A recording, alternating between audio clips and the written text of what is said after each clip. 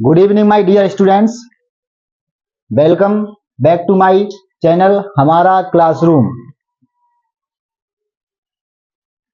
जैसा कि पिछले वीडियो में हम चर्चा कर चुके हैं हेनरी के नियम पर।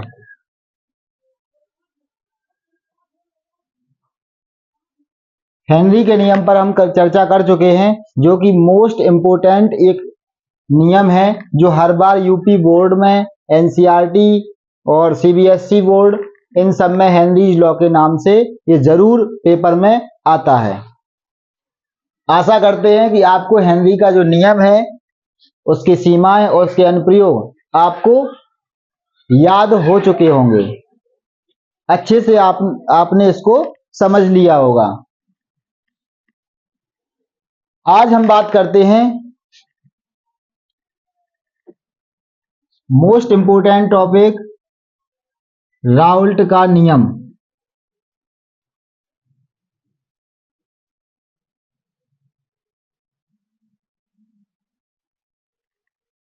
राउल्ट का नियम, या इसी को हम कहते हैं वाष्प दाब का आपेक्षिक अवनमन। वाष्प दाब का आपेक्षिक अवनमन, या इसी को कहते हैं कि राउल्ट के नियम के लिए व्यंजक स्थापित कीजिए।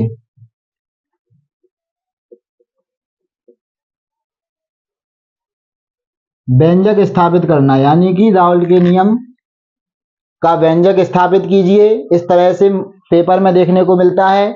इस तरह से क्वेश्चन आ सकता है कि वाष्प दाब का आपेक्षिक अवनमन और मोल प्रभाज में क्या संबंध है, व्यंजक स्थापित कीजिए। ये भी आ सकता है आपका एग्जाम में। इस तरह से भी आ सकता है कि इस तरह से भी आ सकता है कि किसी भी विलयन के वाष्प दाब के आपेक्षिक अवनमन के लिए व्यंजक स्थापित कीजिए। इसको समझते हैं। ये बहुत ही मोस्ट इंपोर्टेंट टॉपिक है जो पेपर में जरूर देखने को मिलता है। इन दो लॉ में, एक हेनरी का नियम और दूसरा आपका है राउल्ट का नियम। इन दो नियम में से एक ना एक नियम हर बार पेपर में जरूर आता है। तो सभी बच्चे कॉपी और पेन लेके तैयार हो जाएं और इसको बिल्कुल कोशिश करें कि क्लासरूम के अंदर ही सीख जाएं। चलिए स्टार्ट करते हैं।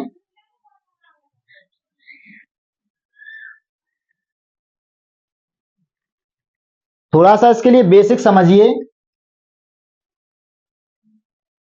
ये हमारा बीकर है, इसमें एक प्योर सॉल्वेंट है यानी कि शुद्ध विलायक।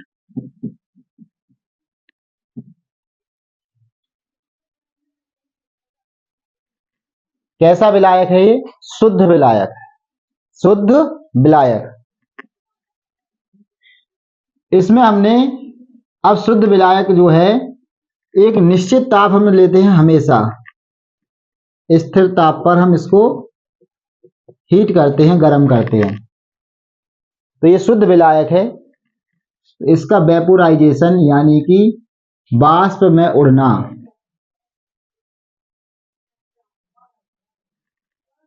जैसे हम इसको स्थिर ताप पर रखते हैं तो शुद्ध विलायक जो है वो वाष्प बन के उड़ने लगता है।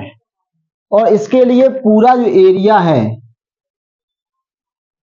ये पूरा एरिया है, ये पूरा वाष्प बनने के लिए खुला है। इसको जैसे ही हम स्थिर ताप पर रखेंगे शुद्ध विलायक को, तो इसमें कोई और अड़चन पैदा नहीं हो रही है जहां से ये रुकावट हो कि ये वाष्प बन के ना उड़े। तो ये वाष्प बन के उड़ता रहेगा जब तक हम इसको स्थिर ताप पर गर्म करते रहेंगे। कोई एक निश्चित टेम्परेचर रख लेंगे। समझ में आया इतना? अब बात करते हैं हम। अब हमने क्या किया, इस वाले शुद्ध विलायक जो था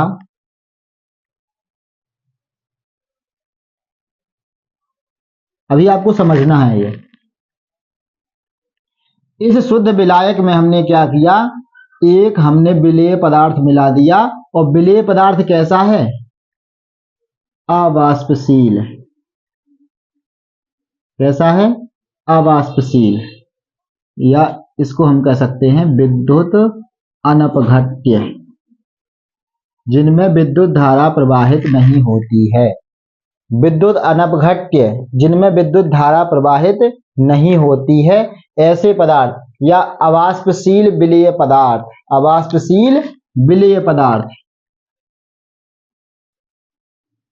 अवाष्पशील विलेय पदार्थ को हमने इसमें मिला दिया, और जैसे हमने इसको मिलाया, इसने क्या किया, ये थोड़ी थोड़ी जगह इसमें घेर ली, थोड़ी थोड़ी जगह इसमें घेर ली। जब यह जगह घेरता है, अब हमने स्थिर ताप पर इसको रखा। स्थिर ताप पर रखने से अब क्या होगा, जो इसके अणु वाष्पित होकर उड़ रहे थे, शुद्ध विलायक के जो अणु वाष्पित होकर उड़ रहे थे, वो यहां पर इसका क्या होगा, कुछ क्षेत्रफल कम हो जाएगा, क्योंकि ये विलेय कैसा है, अवाष्पशील। विलेय कैसा है, अवाष्पशील। विलेय कैसा है, अवाष्पशील। और विलायक कैसा है, वाष्पशील। शुद्ध विलायक है, कैसा है, वाष्पशील। तो ये विलायक वाष्पशील है जो उड़ने की कोशिश करेगा, और ये विलेय अवाष्पशील है जो इसको दबाने की कोशिश करेगा, क्योंकि वो साथ में नहीं उड़ेगा, उसको दबाने की कोशिश करेगा। तो क्या होगा, यहां पर जो है वाष्प का बनना कम हो जाएगा, वाष्प का बनना कम हो जाएगा। तो इसके लिए जो इसका प्रेशर है, वाष्प का जो प्रेशर है, उसी को हम कहते हैं वाष्प दाब। तो ये हमारा शुद्ध विलायक है, इसको अगर हम नोट कर लें पी नॉट से, वाष्प दाब इसका क्या है, पी नॉट। अभी राउल्ट नियम चालू नहीं है, राउल्ट का नियम अभी इसमें नहीं है, केवल इसको अभी वाष्प दाब और वाष्प दाब का आपेक्षिक अवनमन, ये हम आपको बताना चाहते हैं। उसके बाद में जब राउल्ट नियम समझाएंगे, तब आपको एक डिटेल में, थ्योरी में डिटेल में अच्छे से एक डेफिनेशन लिखवाएंगे, तब आपको वो एग्जाम में लिखनी है। अभी केवल आप समझिए, किसी प्योर सॉल्वेंट को, शुद्ध विलायक को हम लेते हैं, तो शुद्ध विलायक का जो वाष्पन है, वाष्पीकरण है, वो बहुत तेज गति से होता है। तो वाष्प दाब हमारा उस टाइम का नोट है पी नॉट, पी नॉट। अब जैसे ही हम किसी विलेय अवाष्पशील विद्युत अनपघट्य पदार्थ को इसमें मिला देते हैं, तो इसका जो शुद्ध विलायक का वाष्पन है वो थोड़ा कम हो जाता है। अब इसमें जो वाष्प दाब है, वेपर प्रेशर, वो आपका पीएस सॉल्यूशन का, पीएस सॉल्यूशन का, ये विलयन का वाष्प दाब है। ये किसका है, केवल ये विलायक का है, ये विलायक का वाष्प दाब है। और ये हमारा विलेय पदार्थ मिला दिया, और विलायक ये पहले से था, तो हमारा बन गया था ये विलयन। तो ये विलयन का वाष्प दाब है हमारा पीएस, विलयन का वाष्प दाब पीएस। दोस्तों इतनी बात समझ में तो आपके आ गई होगी। किसी भी शुद्ध विलायक का वाष्पन बहुत तेज गति से होता है, लेकिन जब उस शुद्ध विलायक में हम कोई विलेय अवाष्पशील विद्युत अनपघट्य पदार्थ जब मिला देते हैं, तो उसका वाष्पन धीमी गति से होने लगता है।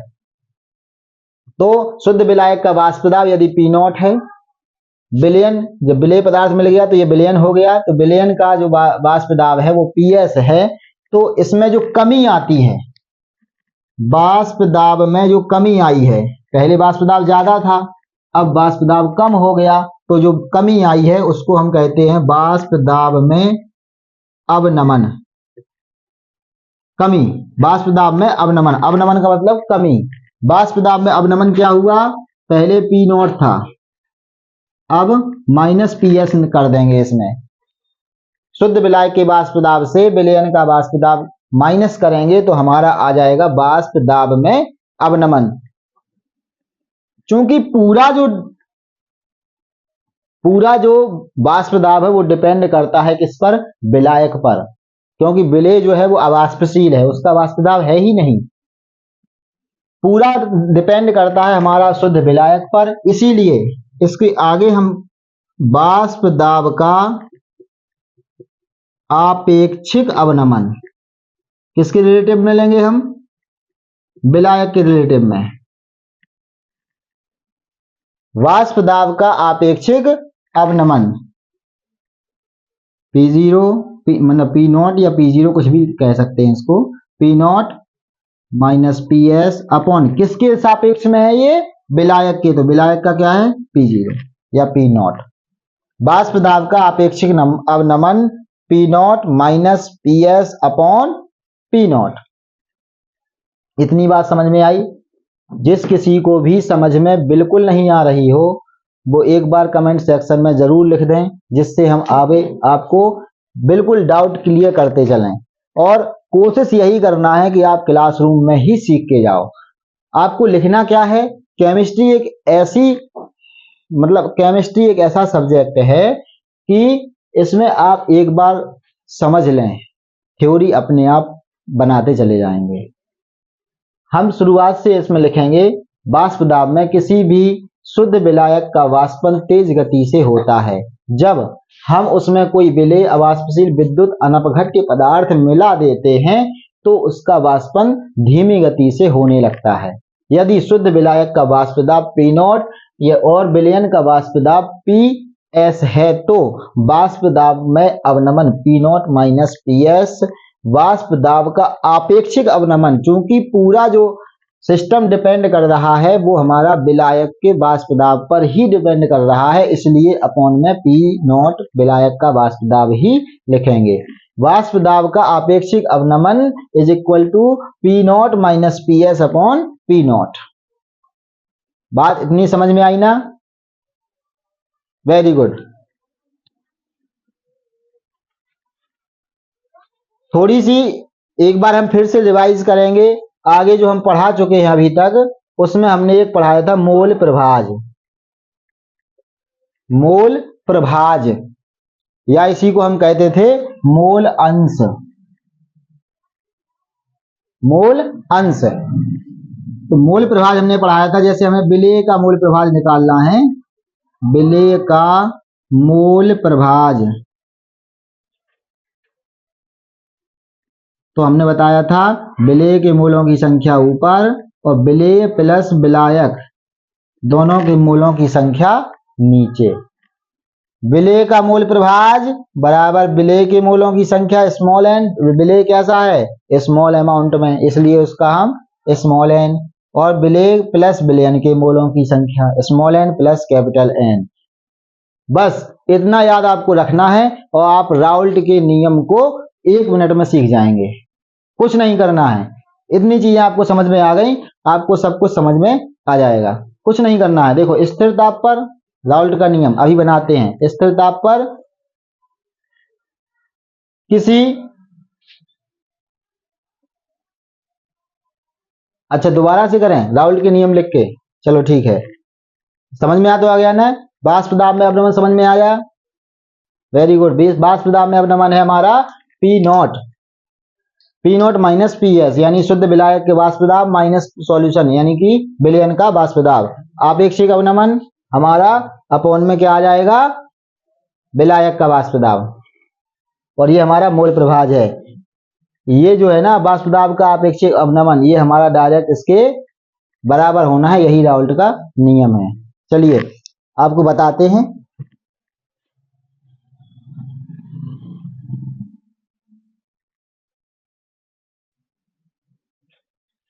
नोट कर लीजिए।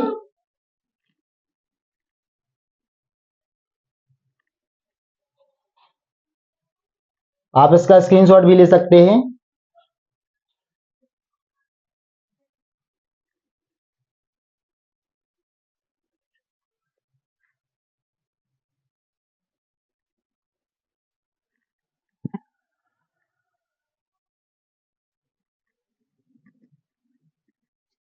चलिए डियर स्टूडेंट्स, ज्यादा देर ना करते हुए स्टार्ट करते हैं राउल्ट का नियम। आज का सबसे इंपॉर्टेंट टॉपिक है राउल्ट का नियम। राउल्ट का नियम, इसमें जब हम किसी शुद्ध विलायक को एक बीकर में लेते हैं तो उसका जो वाष्पन होता है वो बहुत तेज गति से होता है। जैसे ही हम उसमें कोई अवाष्पशील विलेय पदार्थ विद्युत अनपघट्य पदार्थ जो मिला देते हैं तो उसका जो वाष्प दाब है वो कम हो जाता है, क्योंकि उसका वाष्पन जो है कम हो जाता है। तो इस नियम के अनुसार हम बात करें, इस नियम के अनुसार तो स्थिर ताप पर ये हमको करना है, स्थिर ताप पर हमको रखना है। स्थिर ताप पर किसी शुद्ध विलायक में बिल्कुल सेम जैसा यहां पर हम बोल रहे हैं वैसे ही आपको लिखना है, और आपको 1 ही मिनट में आपको समझ में आ जाएगा और क्लासरूम में ही आपको याद हो जाएगा। कैसा है ये विलायक? शुद्ध विलायक। स्थिर ताप पर किसी शुद्ध विलायक में, शुद्ध विलायक में क्या घोल दिया हमने? अवाष्पशील विलेय पदार्थ, अवाष्पशील विलेय पदार्थ घोलने पर प्राप्त विलयन, जो विलयन बन चुका है के वाष्प दाब का आपेक्षिक अवनमन विलयन में उपस्थित विलेय के मोल प्रभाज के बराबर होता है। Very good. P nought minus P S upon P nought is equal to small N upon small N plus capital N, ये आपका फॉर्मूला है। समझिए फिर से, पहले ही बता चुके हैं कि ये क्या है हमारा वाष्प दाब का आपेक्षिक अवनमन, क्योंकि ये हम जो इसका जो शुद्ध विलायक का वाष्प दाब है वो P नॉट है। जैसे हम इसमें कोई अवाष्पशील विलेय पदार्थ मिला देते हैं तो हमारे इस वाष्प दाब में कमी आ जाती है, उस कमी को हम कहते हैं वाष्प दाब का अवनमन, P nought minus P S. लेकिन जब हम पूरे दोनों में डिपेंड करता है शुद्ध विलायक पर, पहले भी इसी वीडियो में हम पहले भी बता चुके हैं आगे कि विलायक के वाष्प दाब पर ही निर्भर करता है, इसलिए इसका आपेक्षिक अवनमन P नॉट अपॉन में P नॉट। तो ये वाष्प दाब का आपेक्षिक अवनमन ये किसके बराबर होगा? विलेय, जो विलयन में जो विलेय उपस्थित है इसके विलयन, देखो यही लिखना है हमको।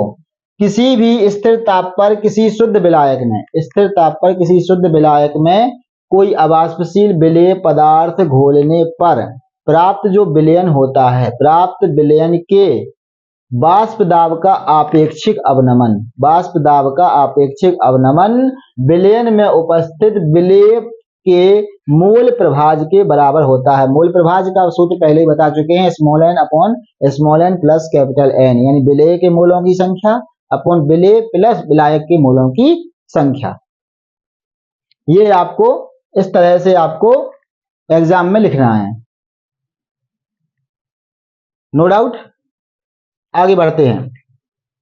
अब ये हमारा जो राउल्ट का नियम है ये तनु विलयनों पर होता है। अगर विलयन तनु है, विलयन कैसा है हमारा? यदि विलयन तनु है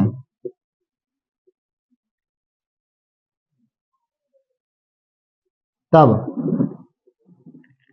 विलयन अगर तनु है तो विलयन तनु होने पे क्या होगा? जो स्मॉल एन है ना,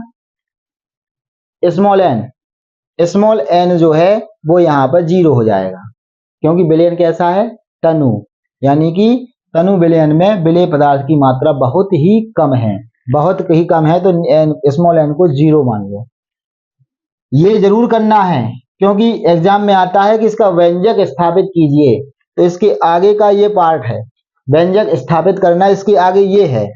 तो जैसे ही हम इसको करेंगे तो P nought minus P S upon P nought is equal to small N upon ये वाला 0 कर देंगे, क्योंकि ये तनु विलयन है। तनु विलयन का मतलब विलेय का जो विलेय के मोल हैं वो ना के बराबर हैं, तो small N upon capital N. आगे चलते हैं। P nought minus P S upon P nought is equal to small N, यानी कि विलेय के मोलों की संख्या। मोल बराबर पहले भी आपको क्लियर करा चुके हैं, पिछली क्लास में आप पढ़ चुके हैं। स्मॉल एन यानी विलेय के मोलों की संख्या और मोल बराबर होता है ग्राम भार अपॉन अणु भार, यानी small W upon small M. इसी तरह से हम कैपिटल एन का कर लेंगे, इस capital W upon capital M, capital W upon capital M, और ये हमारा बन जाएगा small W upon small M into capital M upon capital W. इस तरह से ये व्यंजक हमारा स्थापित हो जाता है, यहां तक आपको करना है। तो ये पूरा हमारा बन जाएगा P nought minus P S upon P zero is equal to small W upon small M into capital M upon capital W. जहां पर इसके नीचे ही लिखते जाना है आपको, जहां P नॉट जो है वो शुद्ध विलायक का वाष्प दाब है, विलायक का वाष्प दाब, पी एस विलयन का वाष्प दाब, विलयन का वाष्प दाब, स्मॉल डब्ल्यू विलेय का भार ग्राम भार, कैपिटल डब्ल्यू विलायक का भार, स्मॉल एम और कैपिटल एम। स्मॉल एम विलेय का अणु भार है, थोड़ा बोर्ड कम पड़ रहा है, और ये है विलायक का अणु भार। इस तरह से आप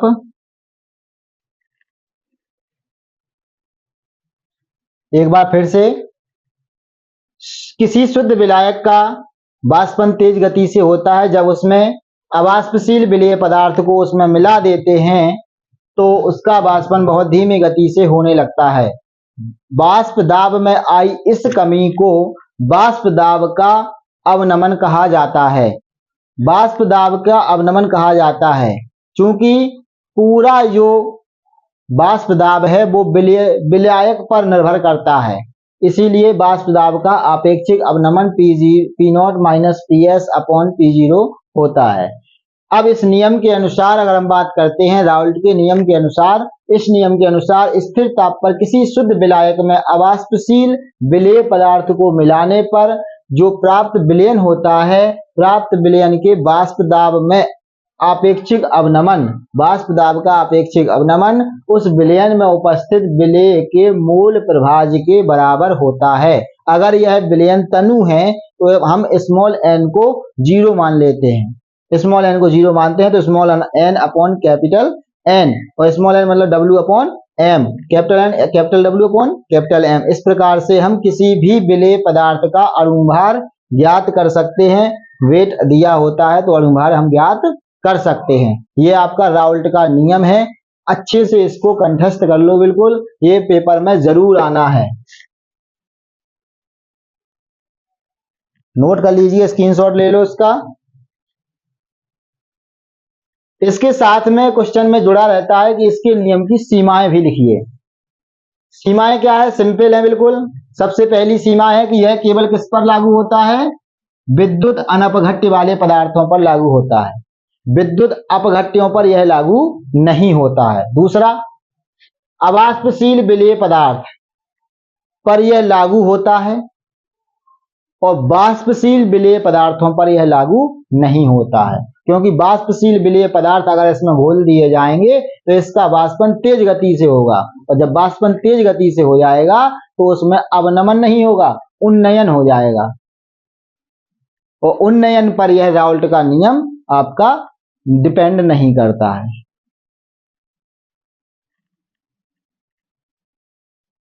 चलिए इसकी सीमा देख लीजिए एक बार।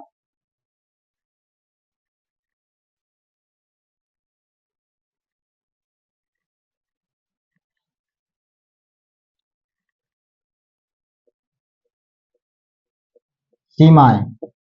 सबसे पहले यह केवल तनु विलयनों पर लागू होता है। किस पर?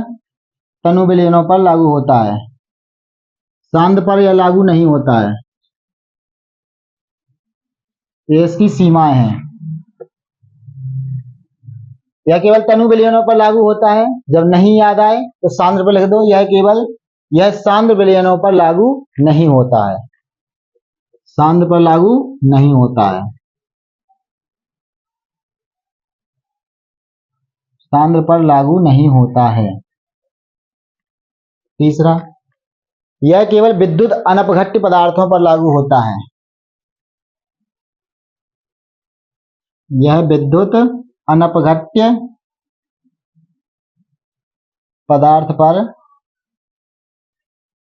लागू होता है।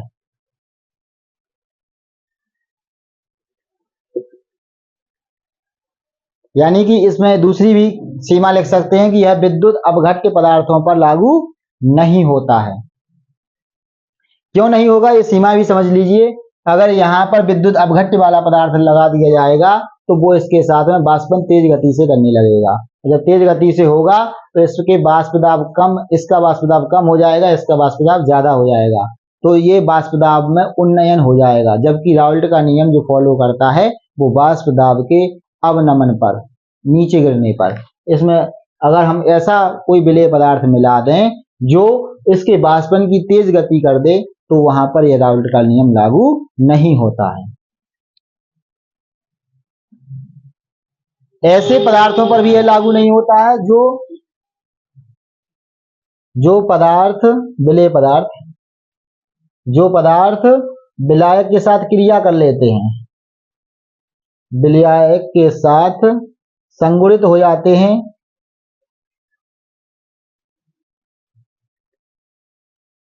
या उनसे क्रिया कर लेते हैं,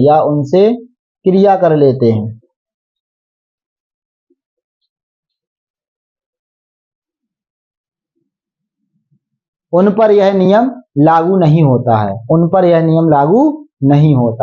क्यों नहीं होता है? क्योंकि ये उसके साथ में क्रिया कर लेंगे तो बाष्पन की गति तेज हो जाएगी। और ये नियम जो है वो हमारा अवनमन पर आधारित है, उन्नयन पर नहीं। इसलिए राउल्ट के नियम की ये सीमाएं हैं। 4-5 अपने मन से बना सकते हैं और बुक्स में भी यही मिलेंगी आपको। लेकिन आपको केवल समझना है, बिल्कुल रट्टा नहीं मानना है, रट्टा छोड़ दो। केमिस्ट्री सीखना है, रट्टा छोड़ दो, केवल दिमाग का इस्तेमाल करो। आप बिल्कुल एक पॉइंट से ही आप पूरे राउल्ट के नियम की व्याख्या कर सकते हैं। आज के सेशन में सिर्फ इतना ही। बाकी हर बार की तरह हर बार वीडियो में कहते हैं कि आप सभी बच्चों तक ये वीडियो पहुंचा दें जिनको इसकी जरूरत है, बहुत ज्यादा जरूरत है, उनके पास इस वीडियो को जरूर पहुंचाएं। आप सभी का बहुत बहुत धन्यवाद। आपका पवन सर।